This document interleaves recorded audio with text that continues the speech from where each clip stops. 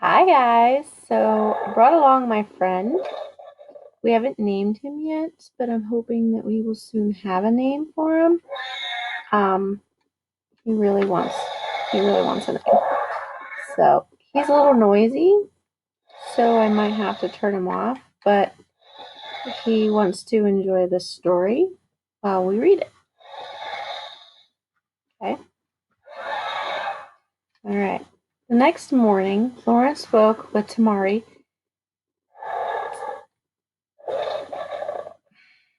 Yeah, I gotta turn you off. Sorry.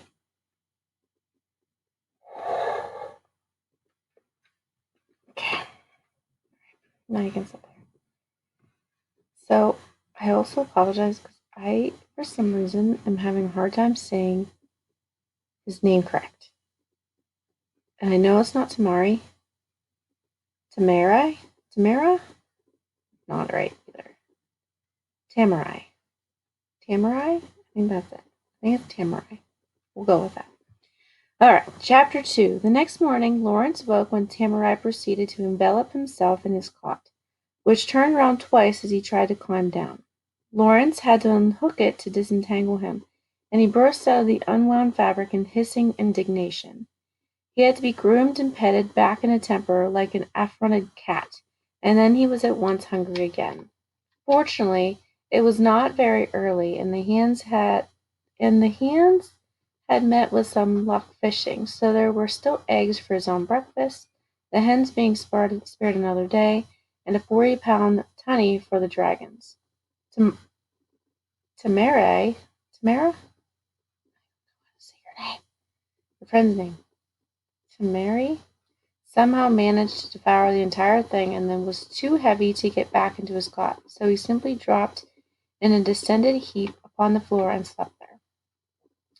The rest of the first week passed similarly. Tamari was asleep except when he was eating, and he ate and grew alarmingly. By the end of it, he was no longer staying below because Lawrence had grown to fear that it would become impossible to get him out of the ship.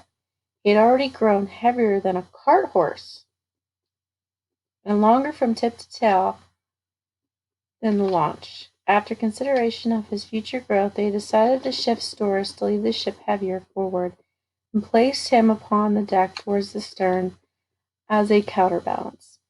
The change was made just in time. Tamari only barely managed to squeeze back out of the cabin with his wings furled tightly, and he grew another foot in diameter overnight by Mr. Pilate's measurements.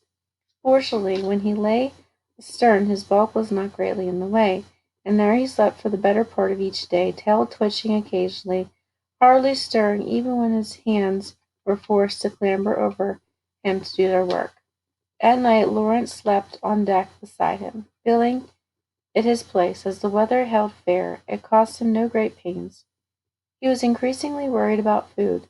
The ox would have to be slaughtered in a day or so, with all the fishing they could do.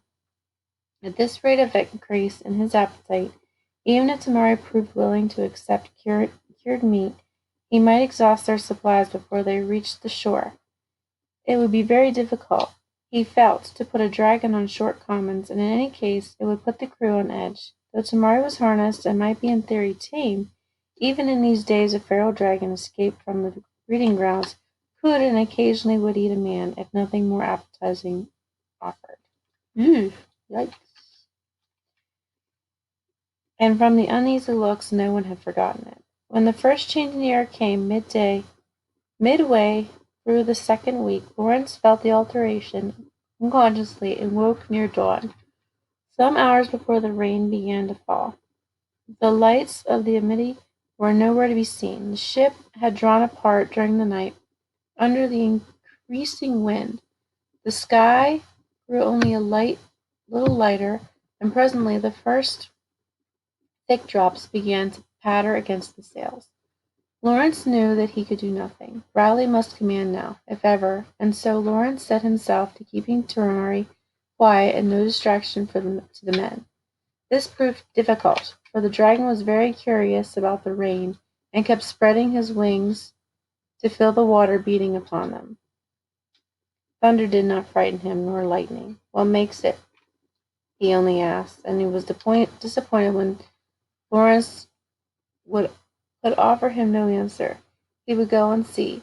He suggested, partly unfolding his wings again and taking a step towards the stern railing. Started.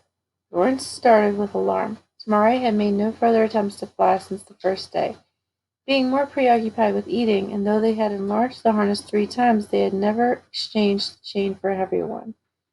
Now he could see the iron links straining and beginning to come open, though Tamari was barely exerting any pull upon it. "Not now, Tamari. We must let the others work and watch from here," he said, gripping the nearest side strap of the harness and thrusting his left arm through it. Though he realized now, too late, that his weight would no longer be an impediment, at least if they went aloft together. He might be able to persuade the dragon to come back down eventually, or he might fall, but that thought he pushed from his mind as quickly as it came. Thankfully, Tamari settled again, regretfully, and returned to watching the sky. Lawrence looked about him with a faint idea of calling for a stronger chain, but the crew were all occupied, and he could not interrupt. In any case, he wondered if there were any on board that would serve as more than an annoyance. He was abruptly aware that Tamari's shoulder topped his head by nearly a foot, and that the foot-leg, which had once been as delicate as a lady's wrist, was now thicker around than his thigh. Riley was shouting through the speaking trumpet to issue his orders. Lawrence did his best not to listen. He could not intervene, and it could only be unpleasant to hear an order he did not like. The men had already been through one nasty gale as a crew and knew their work. Fortunately, the wind was not contrary, so they might go scudding before the gale, and the topgallant masts had already been struck down properly. So far, all was well, and they were keeping roughly on their eastern heading. But behind them an opaque curtain of whirling rain blotted out the world, and it was outpacing the Reliant. The wall of water crashed upon the deck with a sound of gunfire, soaking him through to the skin immediately, despite his oilskin and sou'wester.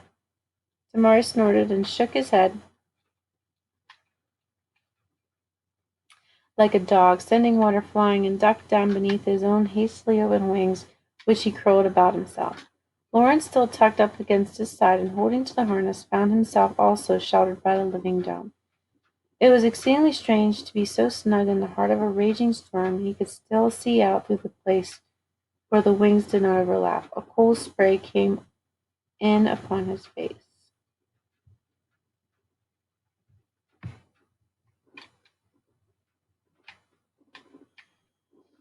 "The man who brought me the shark is in the water," Tamari said presently, and Lawrence followed his line of sight. Through the nearly solid mass of rain he could see a blur of red and white shirts some 6 points abaft the larboard beam, and something like an arm waving. Gordon, one of the hands who had been helping with the fishing.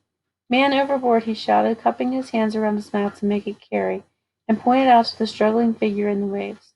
Riley gave one anguished look. A few ropes were thrown, but already the man was too far back. The storm was blowing them before it, and there was no chance of retrieving him with the boats. "He is too far from these ropes," Tamari said. "I will go and get him." Lawrence was in the air and dangling before he could object, the broken chain swinging free from Tamari's neck beside him. He seized it with his loose arm as it came close and wrapped it around the straps of the harness a few times to keep it from flailing and striking Tamari's side like a whip. Then he clung grimly and tried only to keep his hand while his legs hung out over empty air with nothing but the ocean waiting below to receive him if he should lose his grip. Instinct had sufficed to get them aloft, but it might not be adequate to keep them there. Tamari was being forced to the east of the ship. He kept trying to fight the wind head on. There was a hideous dizzying moment where they went tumbling before a sharp gust, and Lawrence thought for an instant they were lost and he would be dashed into the waves.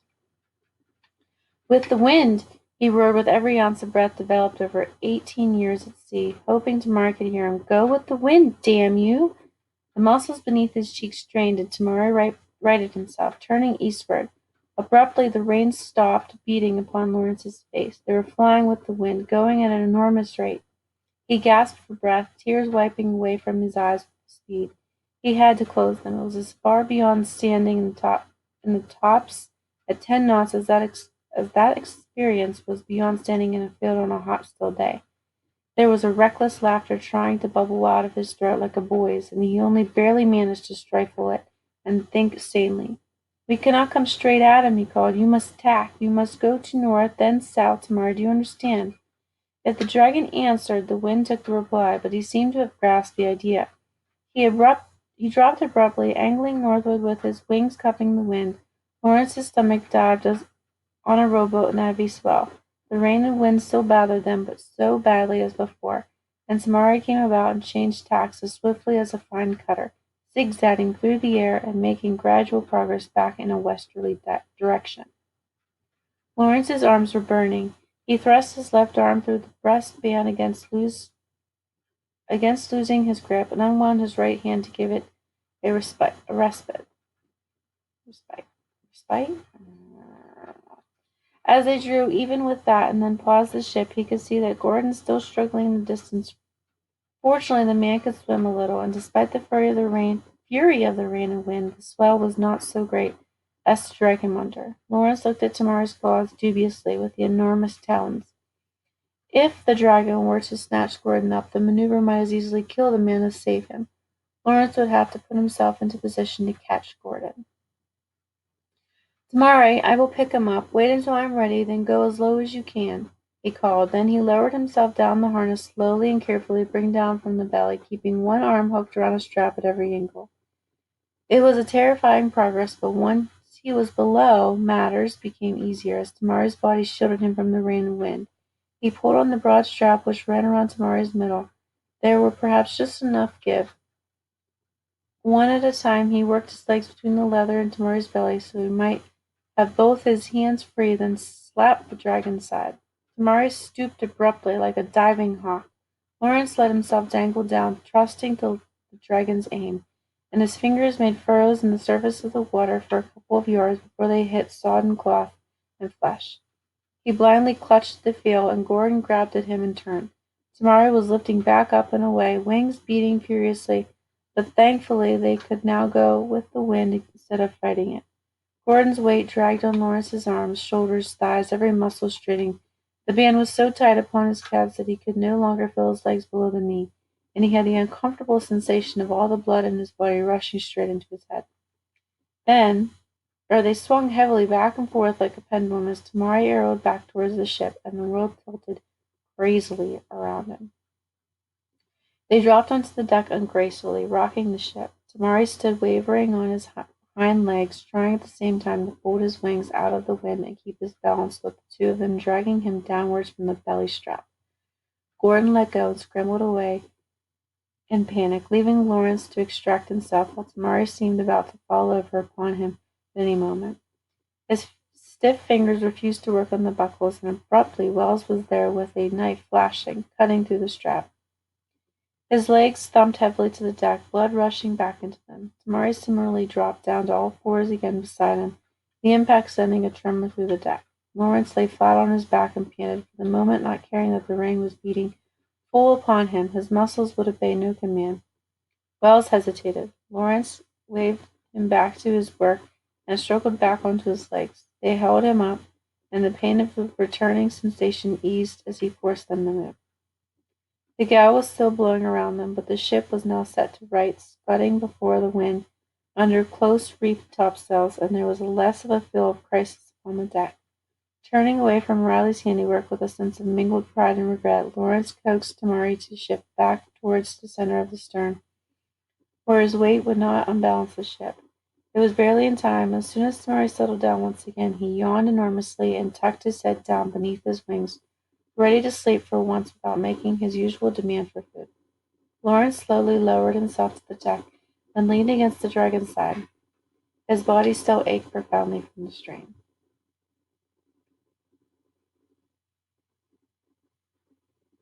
He roused himself for only a moment. He felt the need to speak through his tongue, though his tongue felt thick and stupid with fatigue. Tamari said, "That was well done. Very bravely done." Tamari brought out his head and gazed at him, eyes slit wide into ovals. "Oh," he said, sounding a little uncertain. Lawrence realized with a brief stab of guilt that he had scarcely given the dragonette a kind word before this. The convulsion of his life might be the creature's fault, in some sense, but Tamari was only obeying his nature, and to make the beast suffer for it was hardly noble. But he was too tired at the moment to make better amends than to repeat lamely, "Very well done," and pat the smooth black side. Yet it seemed to serve Tamari, said nothing more, but he shifted himself a little and tentatively curled up around Lawrence, partly unfurling a wing to shield from the rain. The fury of the storm was muffled beneath the canopy, and Lawrence could feel the great heartbeat against his cheek. He was warmed, though, in moments by the steady heat of the dragon's body, and thus sheltered, he slid abruptly and completely into sleep. Oh. "Are you quite sure to secure?" Riley asked anxiously. "Sir, I am sure we could put together a net. Perhaps you better not." Lawrence shifted his weight and pulled against the straps wrapped snugly around his thighs and calves. They did not give, nor did the main part of the harness, and he remained stable in his perch atop Tamari's back, just behind the wings. "No, Tom, it won't do, and you know it. This is not a fishing boat, and you cannot spare the men.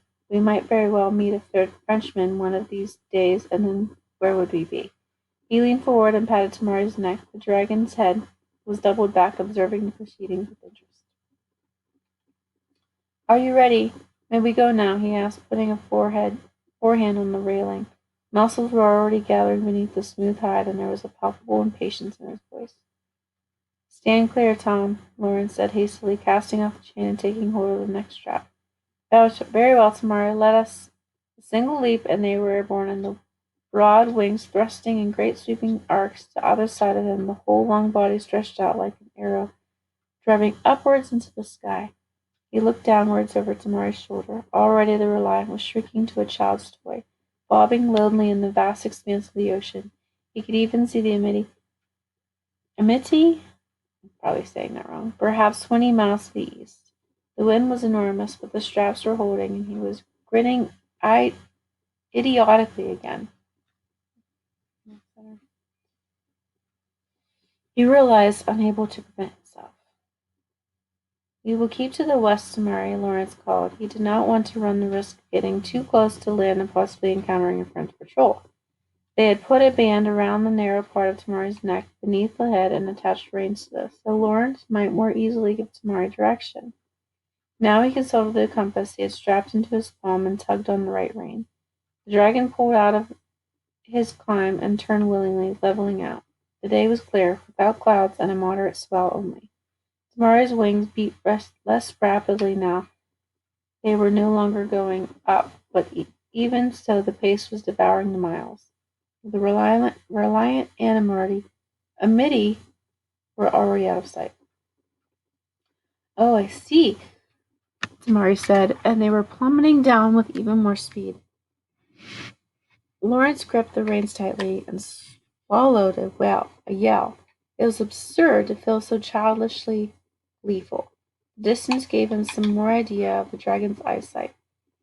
It would have to be prodigious, we've studied that word before, to allow him to sight prey at such a range. He had barely time for the thought. Then there was a tremendous splash, and Tamari was lifting back away with a porpoise struggling in his claws and streaming water.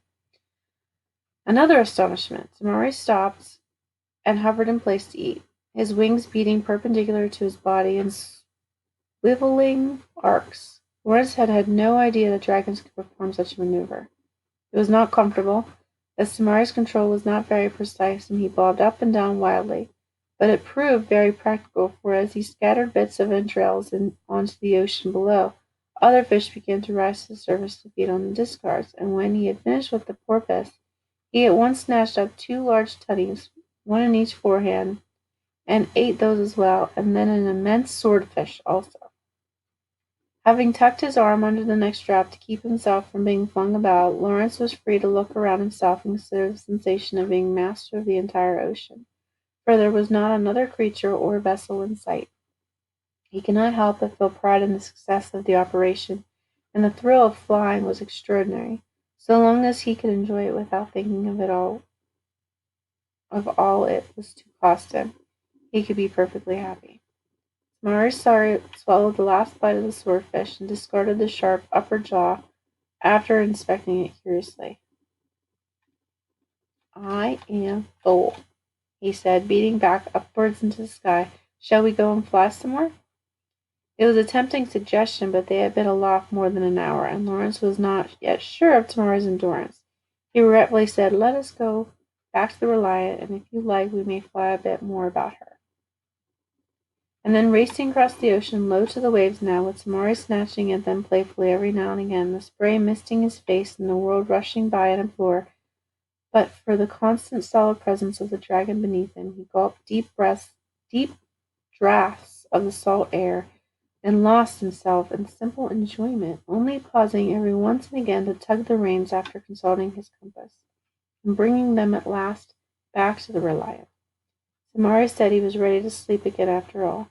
So they made a landing. This time it was a more graceful affair. The ship did not bounce so much as settle slightly lower in the water. Lawrence unstrapped his legs and climbed down, surprised to find himself a little saddle sore, but he at once realized that this was only to be expected. Riley was hurrying back to meet them, relief written clearly on his face, and Lawrence nodded to him reassuringly. "No need to worry. He did splendidly, and I think you need not worry about his mills in future. We will manage very well," he said, stroking the dragon's side. Tamari, already drowsing, opened one eye and made a pleased rumbling noise and then closed it again. "I'm very glad to hear it," Riley said, "and not least because that means our dinner for you tonight will be respectable. We took the precaution of continuing our efforts in your absence, and we have a very fine turbot which we may now keep for ourselves. With your consent, perhaps I will invite some members of the gunroom to join us." "With all my heart, I look forward to it," Lawrence said, stretching to relieve the stiffness in his legs. He had insisted on surrendering the main cabin once Tamari had been shifted to the deck. Riley had at last acquiesced, but he compensated for his guilt at displacing his former captain by inviting Lawrence to dine with him virtually every night. This practice had been interrupted by the gale, but that having blown itself out the night before, they meant to resume this evening. It was a good meal and a merry one, particularly once the bottle had gone round a few times, and the younger midshipmen had drunk enough to lose their wooden manners. Lawrence had the happy gift of easy conversation, and his table had always been a cheerful place for his officers. To help matters along further, he and Riley were fast approaching a true friendship now that the barrier of rank had been removed. The gathering thus had almost informal flavor to it, so that when Carver found himself the only one at liberty, having devoured his pudding a little more quickly than his elders, he dared to address Lawrence directly, and tentatively said, "Sir, if I may be so bold as to ask, is it true that dragons can breathe fire?"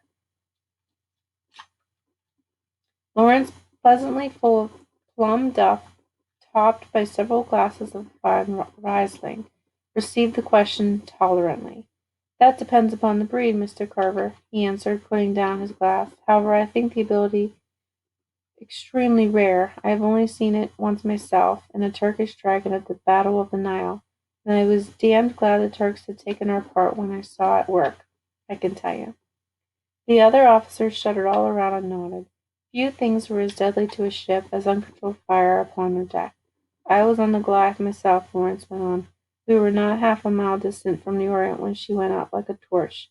We had shot out her deck guns and mostly cleared her sharpshooters from the tops, so the dragons could strafe her at will." He fell silent, remembering the sails that were all ablaze and trailing thick plumes of black smoke, the great orange and black beast diving down and pouring still more fire from its jaws upon them, its wings fanning the flames, the terrible roaring, which was only drowned out at last by the explosion, and the way all sound had been muted for nearly a day thereafter. He had been in Rome once as a boy, and there seen in the Vatican a painting of hell by Michelangelo, with dragons roasting the damned souls with fire. It had been very like. There was a general moment of silence, imagination drawing the scene for those who had not been present. Mr. Pollitt, I can't say these names, cleared his throat and said, "Fortunately, I believe that the ability to spit poison is more common among them, or acid, Not that these are not formidable weapons in their own right. Lord, yes, Wells said to this. I have seen dragon sprite eat away an entire mainsail in under a minute. But still, it will not set fire to a magazine and make your ship burst into flinders under you. Will Tamari be able to do that?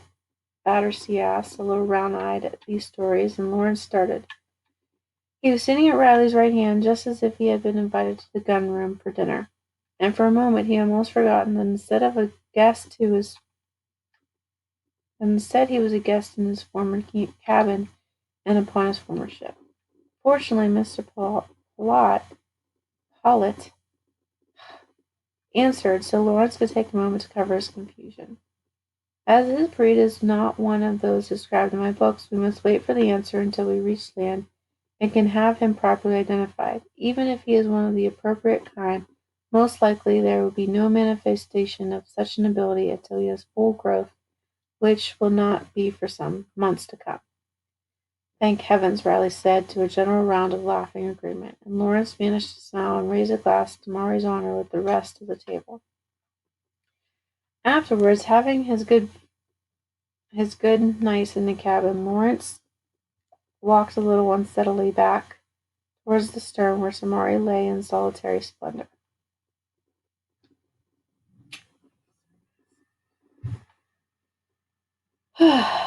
The crew having mostly abandoned the part of their deck to him as he groped.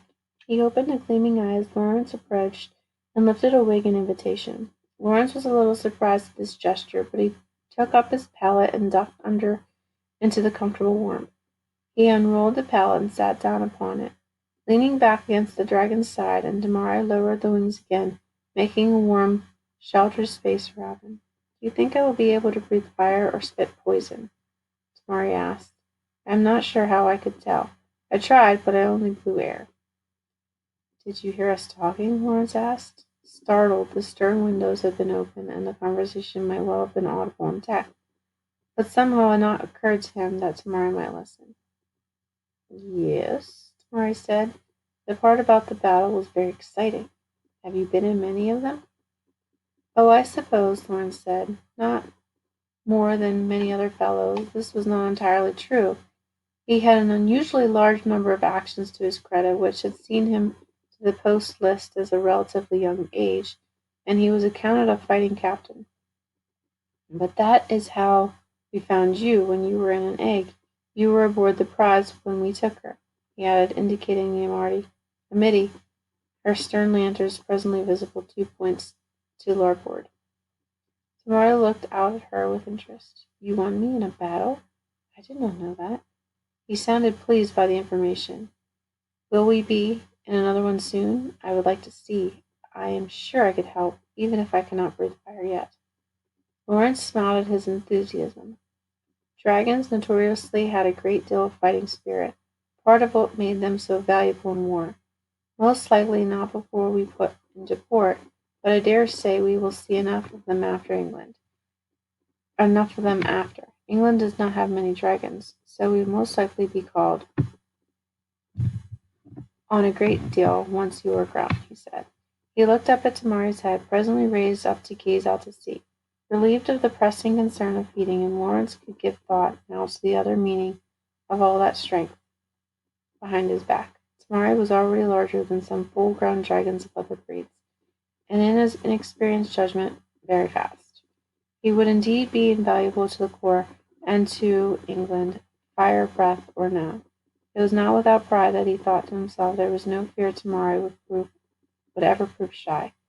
If he had a difficult duty ahead of him, he could hardly have asked for a worthier partner. Will you tell me some more of the Battle of the Nile? Tamari said, looking down. Was it just your ship and the other one, and the dragon?